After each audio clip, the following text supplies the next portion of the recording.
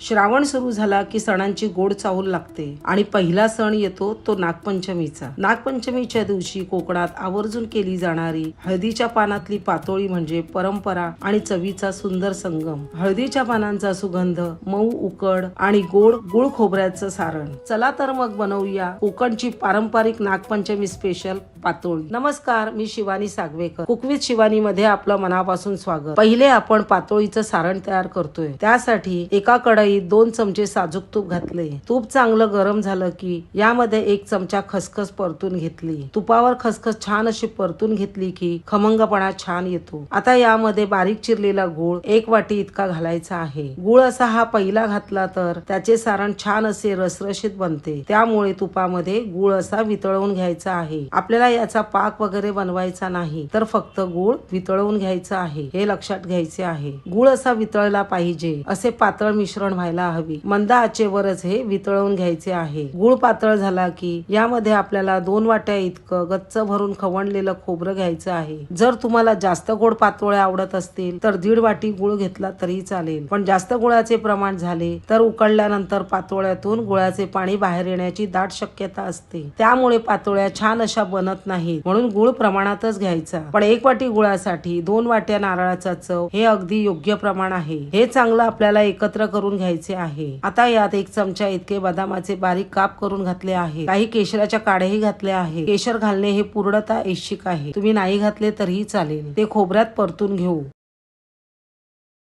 हे चांगलं एकजीव करून घेतलं आहे। तुम्ही बघू शकता यामध्ये गुळाचं पाणी दिसत आहे, म्हणून हे थोडे परतून घेणार आहे। असे सारण कोरडे होईपर्यंत परतून घेणार आहे, म्हणजे पातोळ्यांना पाणी सुटत नाही, पातोळ्या ओलसर चिपचिपीत होत नाही। आता तुम्ही बघू शकता जराही गुळामधून पाणी येत नाही, म्हणजे आपलं सारण मस्त असं बनवून तयार झालं आहे। आता यामध्ये आवडत असेल तर चिमूटभर मीठ घातलं तरीही चालते। थोडी जायफळ, वेलचीची पूड घातली आणि हे आपलं सारण बनवून तयार आहे। अगदी मस्त कोरडं मोकळं असं सारण झालं आहे। यापेक्षा सारण जास्त कोरडं करू नका, नाहीतर सारण फडफडीत मोकळं होईल। आता गॅस बंद करू आणि सारण पूर्णपणे गार व्हायला ठेवू। आता उकड काढण्यासाठी 1 कप पाणी उकळायला ठेवले। त्यात चवीपुरते मीठ आणि अगदी चमच्याभर तूप घालून झाकण ठेवून पाण्याला चांगली उकळी येऊ द्यायची। पाण्याला चांगली खळखळून उकळी आल्यावर झाकण काढून 1 कप इतके चाळून घेतलेले तांदळाचे पीठ घालून छान असे चमच्याने पीठ पाण्यामध्ये एकजीव करून घ्यायचे। असे चमच्याने पिठाच्या गुठळ्या मोडायला खूपच सोपे जाते, म्हणून इथे चमच्याचाच वापर करा। इथे लक्षात असू द्या की पीठ घालताना गॅसची आच मंदच असावी। तळापासून पीठ छान हलवून घ्यायचे आहे। पीठ एकजीव करून झाले की लगेच गॅस बंद करून त्यावर घट्ट असं झाकण ठेवायचं आणि 10 मिनिटे बाजूला असंच पीठ ठेवून द्यायचे, म्हणजे पीठ छान मुरतं। तुम्ही बघू शकता आपण भिजवलेल्या पिठाची आता छान अशी मऊ गोळी तयार होते, म्हणजेच आपलं पीठ छान वाफले गेलेले आहे। 10 मिनिटांनंतर ते एका परातीत काढून घ्यायचं। आता हात लावण्या इतकं हे गरम आहे, हाताला चटके लागू नये म्हणून हात पाण्यामध्ये बुडवून घ्यायचा। हाताला चटका बसू नये आणि उकड कोरडी व्हायला नको म्हणून पाण्याचा हात लावून उकड मळून घ्यायची। उकड मळण्यासाठी गरम पाणी घ्यायचं नाही, त्यामुळे उकड खूपच मऊ होते आणि तिला हवा तितका लवचिकपणा राहत नाही। खूप पाणी लावून पिठाला लवचिकपणा आणायचा नाही, तर पीठ मळून पिठाला लवचिकपणा आणायचा आहे, हे अगदी महत्वाचे आहे। उकड जितकी चांगली मळून घेऊ तितक्या पातोळ्या अगदी मऊ लुसलुशीत होतात। मी इथे उकड छान मळून घेतली आहे। तुम्ही बघू शकता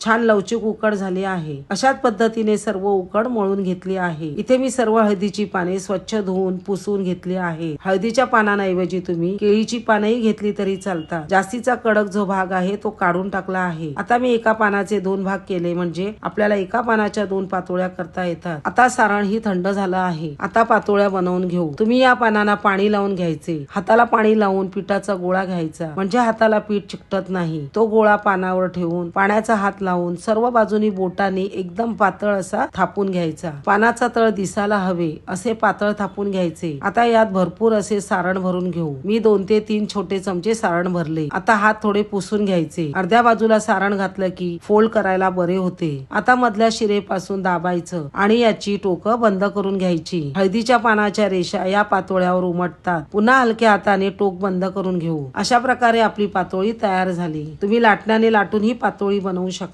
असा हा पानावर 1 गोळा ठेवून तो थोडा बोटाने पसरवून मग लाटण्याने लाटून ही पातळ पारी करता येते। लाटल्यामुळे पारी एकसारखी होते। आता सारण भरून त्याची दोन्ही टोकं एकत्र आणायची आणि ती व्यवस्थित दाबून घ्यायची।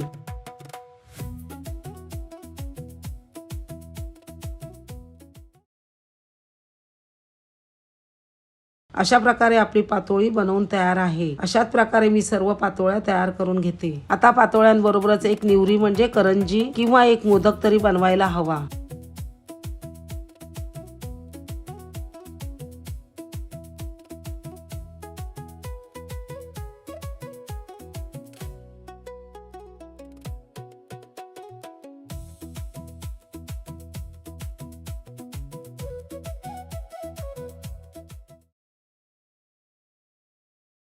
आता हे सर्व वाफवून घेऊ। आता खालच्या भांड्यात मी पाणी वाफवायला ठेवले, त्यावर एक चाळणीसारखे भांडे ठेवले, त्यात हे पातोळे व्यवस्थित ठेवले। ते एकावर एक आले तरीही चालतात।